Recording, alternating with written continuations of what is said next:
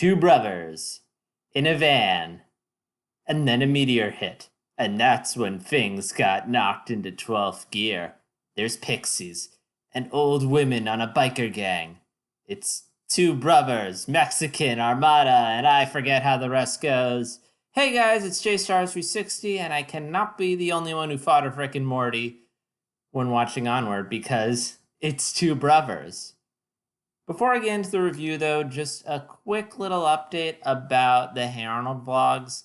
They're still rolling out, but I decided since the school play vlog is somewhat tied into the month of Valentine's Day, I decided to push it from its original date of January to February. So you're still getting school play, just maybe a month later than you would have otherwise.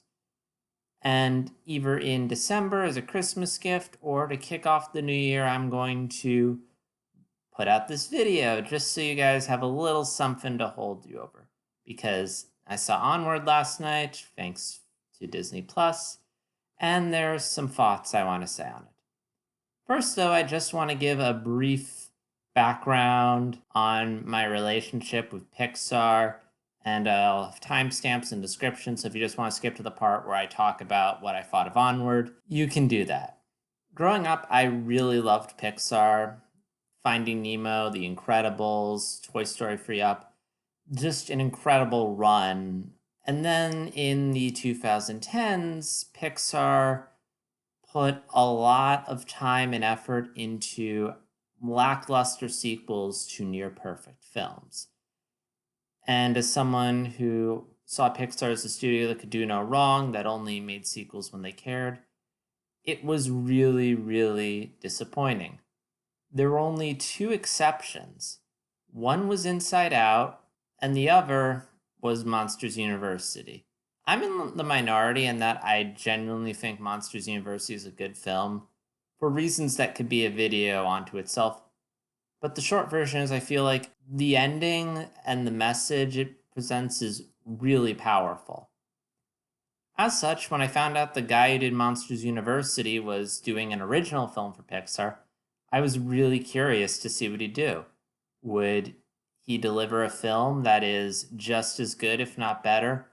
Or would it have like that similar thing to Monsters U, where it's really good in certain moments, and then the rest of it's just kind of meh? That last part is what it wound up being. This is a film that is both very adult, smart, and mature in a lot of places, and incredibly juvenile in others. It has themes and ideas that are very, very, very powerful, but then a lot of stuff that feels like it could have come from any studio. As I mentioned before, it's about these two brothers, specifically elf brothers, one of which is voiced by Tom Holland, who ironically is closer to Peter Parker than the actual Peter Parker he plays, and his older brother, who's played by Chris Pratt, doing his best Andy impression from Parks and Rec. And they live in a world with all these fantasy characters, but there's no magic anymore because of the convenience provided by technology. And they are living with their mom and their kind of dad because their original one passed away. They're both still getting over it, especially Ian, but all that changes when they discover a spell that'll bring their dad back for one day. They use the spell, but it only brings back his bottom half. So now the two brothers need to set off on a quest to bring back the rest of their father, so they can get a super special day with him. So first off, kudos to Pixar. This is a very heavy subject matter that unfortunately a lot of people go through. I mean, Disney movies where there's a dead parent is nothing new, but it's usually something either that's not addressed at all or usually just an aside. So the idea that Pixar is going to do a film where the whole film is going to be about these boys who barely knew their father, it's some heavy stuff, and the strongest stuff in the film is the stuff of the brothers trying to reconcile their feelings about their father being gone, their mom seeing someone else, and this potential wish that could bring back their father. I love the resolution they came to. They did not take the easy and predictable route on this. They found a very powerful and mature way on it. Because the truth is that there is no easy way to fix situations in life. Sometimes you just need to push onward, hence the title. So the idea that basically you have to accept the fact that things aren't going to go the way you want and that you have to make do with what you're given. Again, it's a little cliche, and I feel that maybe in a film like Up, they tackled it a bit better. But still, it's a very powerful moral. I'm recording this in 2020, which is a year where a lot of things went really horribly wrong. And I had to sort of be like, well, this is the reality. I need to accept it and move on. Again, did not expect that coming from Pixar, but I appreciate it all the same.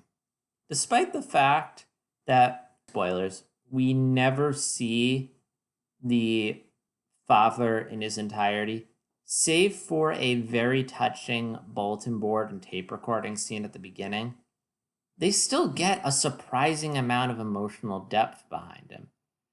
In animation, typically you convey a ton of emotion through the face. Like you really exaggerate the eyes and blow them up. But here you can't do that. You just have like his legs and feet. And yet somehow just simply just seeing a shot of those shoes, you feel an emotion. And I'm like, oh my gosh, they're getting me with a freaking pair of legs.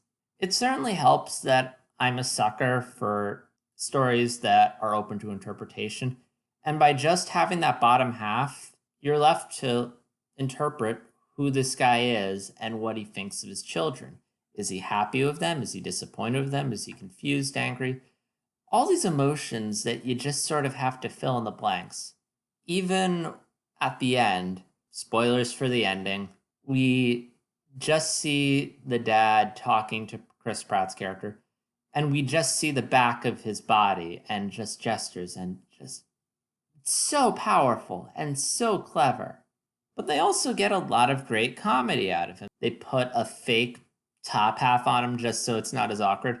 The best is like at one point they're getting chased by pixies and the father kind of falls out the window and he like makes this face. It's so funny. As I mentioned before, this film is set in a fantasy world. And for a while I was very confused about why they were doing this because again, this is such heavy subject matter, and it felt off to juxtapose it with this fantasy world because it looks very juvenile and generic. But to the film's credit, they do justify the setting. Magic plays a huge role in the film, and there's a lot of creative uses of the various spells that are used, and it's all tied to Ian's character arc, which I love. My favorite moment involves casting a spell on a cheese doodle and they're riding this giant cheese doodle like a raft. And again, just all these little moments are just so creative. They do also touch on the idea of magic's not used anymore, like because we have technology, and the idea that people don't get in touch with the world as much. They don't go into it too much though, and I feel like in general, I feel this is a film that was maybe like one or two more rewrites away from being a classic. And it's moments like that where I'm like, I wish we could have explored that further.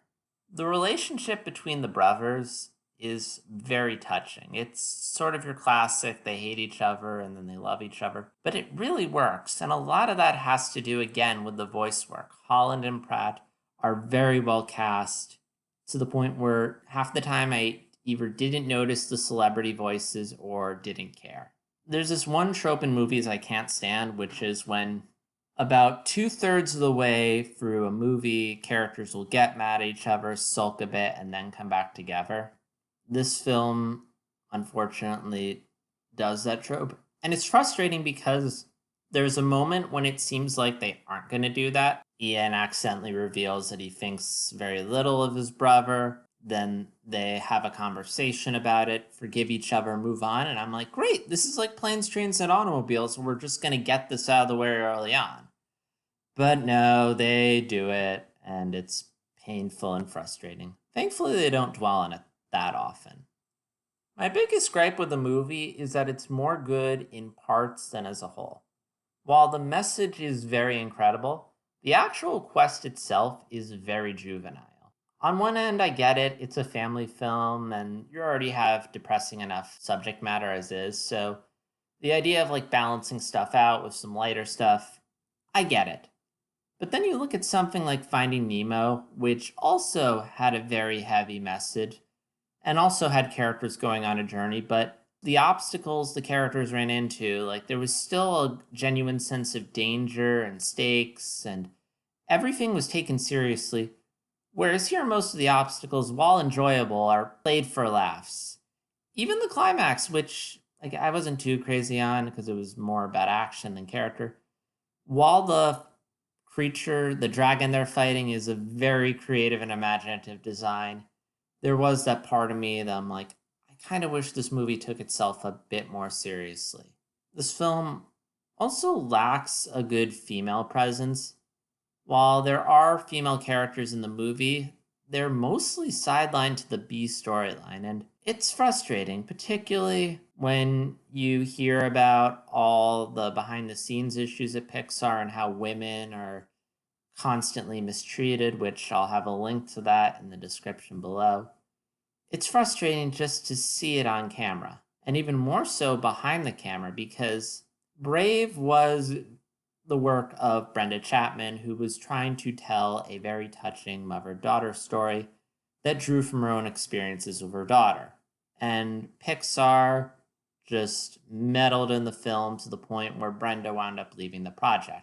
On the other hand, you have Onward, which is a father-son story.